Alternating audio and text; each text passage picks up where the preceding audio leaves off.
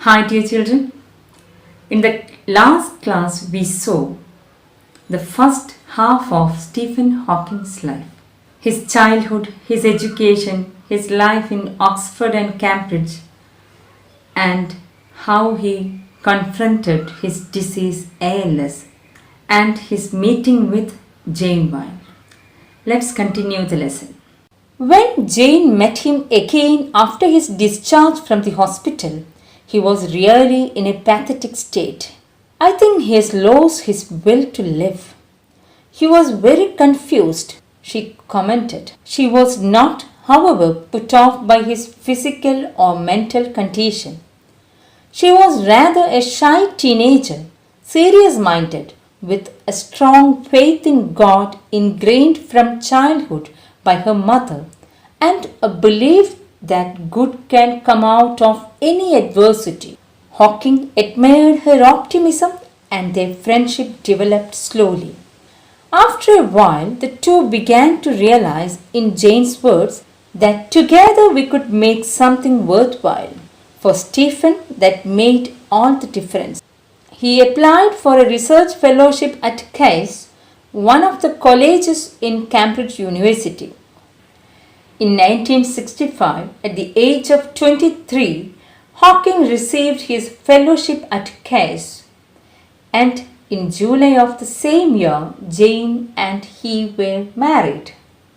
People who remember Hawking in the university in the late 1960s recall him making his way around the corridors with a cane, supporting himself against the wall.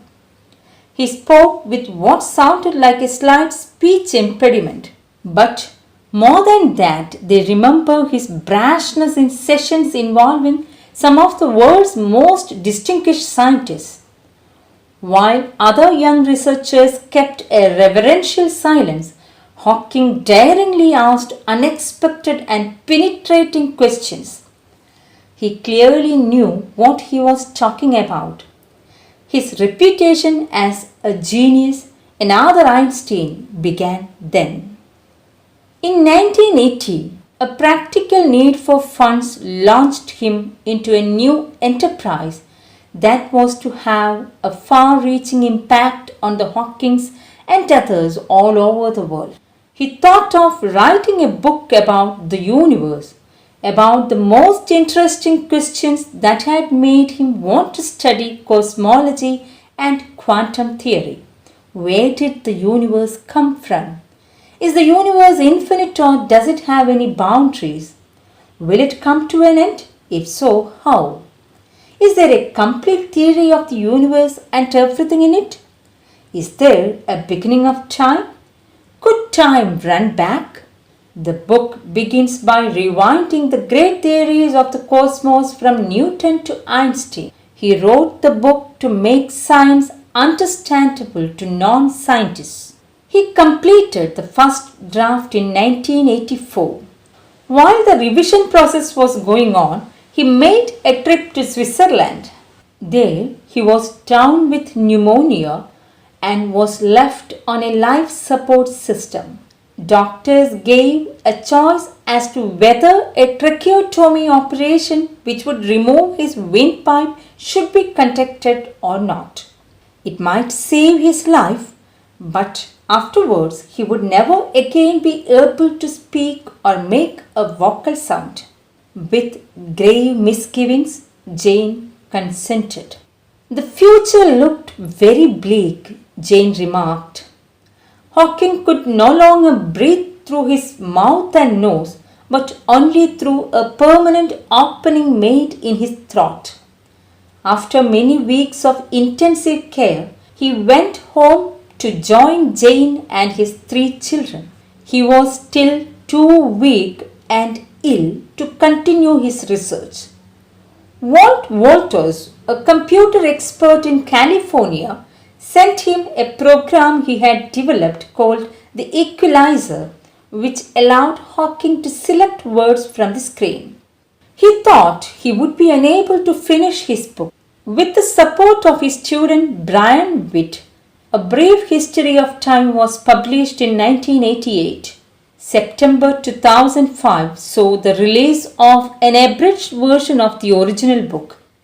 This version was updated to address the new issues that had arisen due to further scientific developments. One will encounter a multitude of paradoxes in the book. In science and with people, things are often not what they seem, and pieces that ought to fit together refuse to do so. You will learn that beginnings may be endings. Cruel circumstances can lead to happiness, although fame and success may not. Two great scientific theories taken together seem to give us nonsense. Empty space isn't empty. Black holes aren't black. And a man whose appearance inspires shock and pity takes us laughing. To where the boundaries of time and space ought to be, but are not. It is, of course, a miracle that Hawking has been able to achieve everything he has, that he is still alive. However, when you experience his intelligence and humor, you begin to take his unusual mode of communication and his obviously catastrophic physical problems no more seriously than he seems to himself. That is exactly the way he wants it. He chooses to ignore the difficulty and he expects others to adopt the same attitude. Stephen Hawking has overcome his crippling disease to become the supernova of world physics. Jane Wilde ഹോക്കിങ്ങിനെ കണ്ടുമുട്ടുമ്പോൾ ആളുകൾക്ക് എല്ലാവർക്കും ഇഷ്ടപ്പെടുന്ന ഒരു വ്യക്തിത്വമായിരുന്നു Hawking എന്ന് പറയാൻ പറ്റില്ല. ഡ്രസ്സിങ്ങിലോ മുടിയിലോ തീരെ ശ്രദ്ധയില്ലാത്ത കുറച്ച് എക്സെൻട്രിക് ആയിട്ടുള്ള ഒരു ക്യാരക്ടർ. പക്ഷേ ജെയിന് ഹോക്കിങ്ങിൻ്റെ വിറ്റ് ഇൻട്രസ്റ്റിംഗ് ആയിട്ട് തോന്നുകയാണ്. പിന്നീട് അവർ തമ്മിൽ കാണുമ്പോഴേക്കും ഹോക്കിംഗ് ALS എഫക്റ്റഡായി മാറിയിരുന്നു. ഹോസ്പിറ്റലിൽ നിന്ന് ഡിസ്ചാർജ് ചെയ്തതിന് ശേഷമാണ് രണ്ടാമത് ഹോക്കിങ്ങിനെ ജെയിൻ കാണുന്നത്. അപ്പോൾ ആദ്യം കണ്ട രൂപമായിരുന്നില്ല. മരണം മുന്നിൽ കണ്ടുകൊണ്ട് ഈ ഒരു മോട്ടോ ന്യൂറോൺ ഡിസീസ് ബാധിച്ച ഹോക്കിങ്ങിൻ്റെ രൂപം തന്നെ വ്യത്യസ്തമായിരുന്നു. ഒപ്പം തന്നെ ഇനി ഒരിക്കലും ശരിയാകില്ല എന്ന് ഉറപ്പുള്ള ഒരു അസുഖത്തിൻ്റെ ഉടമയും. സാധാരണ നിലയ്ക്ക് ജെയിൻ ആ ബന്ധത്തിൽ നിന്ന് പിന്മാറേണ്ടതാണ്. പക്ഷേ അവിടെയാണ് ജെയിൻ്റെ ക്യാരക്ടറിൻ്റെ മാറ്റ് നമ്മൾ തിരിച്ചറിയുന്നത്. ഉറച്ച ദൈവവിശ്വാസിയായിരുന്ന, ശുഭാപ്തി വിശ്വാസമുണ്ടായിരുന്ന ജെയിൻ ഹോക്കിങ്ങിൻ്റെ കൂടെ നിന്നു. എല്ലാ പ്രതിസന്ധികൾക്കും അവസാനം ഒരു നന്മയുണ്ടാവുമെന്ന് ഉറച്ച് വിശ്വസിച്ച ജെയിൻ ഹോക്കിങ്ങിനോട് പറയുന്നത് എങ്ങനെയാണ്? Together we can do something worth while.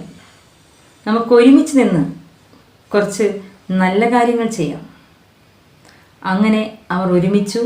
അത് അവരുടെ ജീവിതത്തിൽ ഒരു വലിയ വഴിത്തിരിവായി, അല്ലെങ്കിൽ അത് വലിയ മാറ്റങ്ങൾ അവരുടെ ജീവിതത്തിൽ ഉണ്ടാക്കി. പ്രത്യേകിച്ച് സ്റ്റീഫൻ ഹോക്കിങ്ങിൻ്റെ ആറ്റിറ്റ്യൂഡിൽ.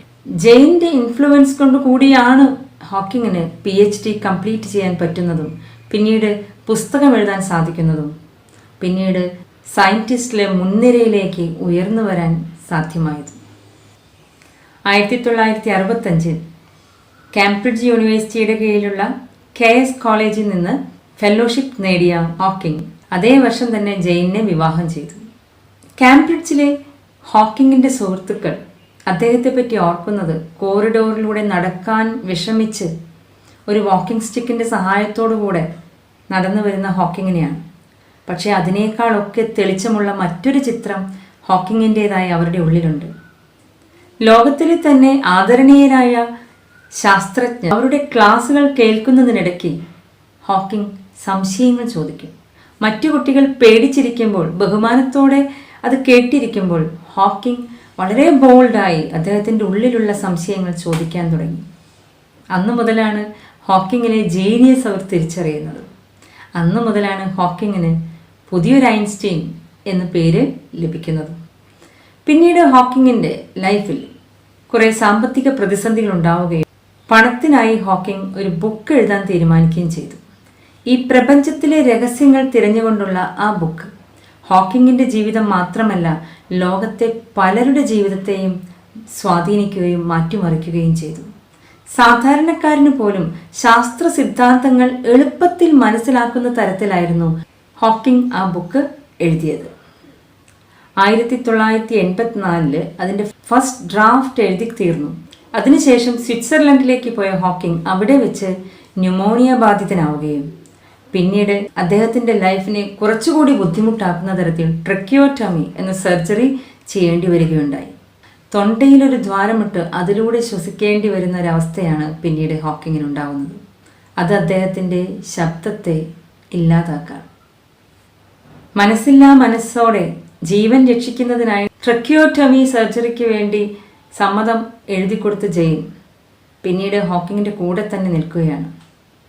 ജെയിനും 3 മക്കളും അടങ്ങുന്ന കുടുംബത്തിലേക്ക് ശബ്ദമില്ലാതെയാണ് ഹോക്കിംഗ് തിരിച്ചു വരുന്നത്. പിന്നീട് വോൾട്ടോസ് എന്ന കാലിഫോർണിയയിൽ നിന്നുള്ള ഒരു കമ്പ്യൂട്ടർ എക്സ്പേർട്ട് ഹോക്കിങ്ങിനു വേണ്ടി ഈക്വലൈസർ എന്നൊരു പ്രോഗ്രാം ചെയ്ത് അയച്ചു കൊടുക്കുകയാണ്. സ്ക്രീനിൽ നിന്ന് തനിക്ക് ആവശ്യമുള്ള വാക്കുകൾ തിരഞ്ഞെടുക്കാൻ ഈ ഈക്വലൈസർ എന്ന ആ ഡിവൈസ് ഹോക്കിങ്ങിനെ സഹായിച്ചു. 1988 ഹോക്കിങ്ങിൻ്റെ ആദ്യ പുസ്തകം a brief history of time പബ്ലിഷ്ഡായി. പിന്നീട് 2005 അത് വീണ്ടും എബ്രിഡ്ജ്ഡ് ആക്കി ഒന്നും കൂടെ ഷോർട്ടൻ ചെയ്ത് അദ്ദേഹം പബ്ലിഷ് ചെയ്യുകയുണ്ടായി. പുതുതായുണ്ടായ സയൻറ്റിഫിക് മാറ്റങ്ങൾ കൂടെ ഉൾക്കൊള്ളിച്ചുകൊണ്ടായിരുന്നു 2005 ഇറങ്ങിയ ആ പുസ്തകം പബ്ലിഷ് ചെയ്തത്. എ ബ്രീഫ് ഹിസ്റ്ററി ഓഫ് ടൈമിൽ സാധാരണക്കാർക്ക് കൂടി മനസ്സിലാവുന്ന ലളിതമായ ഭാഷയിലാണ് സയൻറ്റിഫിക് തിയറീസ് പറഞ്ഞത് എന്ന് പറഞ്ഞുവല്ലോ. പ്രപഞ്ചത്തിലെ പാരഡോക്സിക്കലായിട്ടുള്ള കാര്യങ്ങളാണ് ഹോക്കിംഗ് അതിലൂടെ പറയാൻ ശ്രമിച്ചത്. വൈരുദ്ധ്യം നിറഞ്ഞ ജീവിതം പോലെ തന്നെയാണ് സയൻസ് എന്നതിൽ ഹോക്കിംഗ് പറഞ്ഞു വയ്ക്കുന്നു. ഹോക്കിങ്ങിൻ്റെ ജീവിതവും ഏതാണ്ട് അതുപോലെ തന്നെയായിരുന്നു. പുറമേ നിന്ന് നോക്കിയാൽ പ്രതീക്ഷയ്ക്ക് വകയില്ലാത്ത ഒരു വാക്കുപോലും ഉച്ചരിക്കാനാവാതെ പൂർണ്ണമായും പാരലൈസ്ഡായ ശരീരവും കൊണ്ട് നടക്കുന്ന ഒരാൾ. ജീവിതത്തിൽ ഒന്നും തന്നെ അയാളെ കൊണ്ട് ചെയ്യാൻ സാധിക്കില്ല എന്ന് ആളുകൾ വിചാരിക്കുന്നിടത്ത് ഹോക്കിംഗ് ചെയ്തത് മറ്റാർക്കും സാധിക്കാത്ത ഒരുപാട് കാര്യങ്ങളാണ്. ഹോക്കിങ്ങിന് പോലും തൻ്റെ ഫിസിക്കൽ ഡ്രോബാക്സ് ആളുകൾ ശ്രദ്ധിക്കുന്നത് താല്പര്യമില്ലായിരുന്നു. അദ്ദേഹം പോലും അത് ശ്രദ്ധിച്ചിരുന്നില്ല.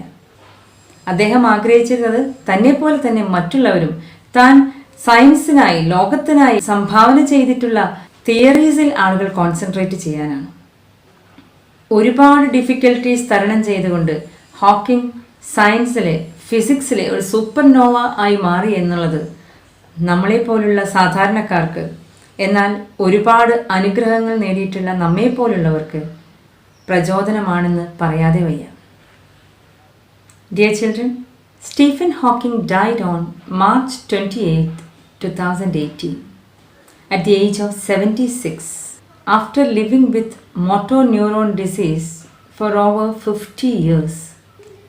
He was the director of research at the Center for Theoretical Cosmology at the University of Cambridge at the time of his death. As we read in the text, he neglected his physical problems and concentrated on his interest in theoretical physics and immersed in his studies that helped the mankind to know more about this universe. That is expected from each of us. Don't waste our time by thinking about our shortcomings. Make use of all the possibilities to do good and become successful in our lives. That is the message we get from the life of Stephen Hawking. Saluting this great genius, let me wind up today's session. Thank you.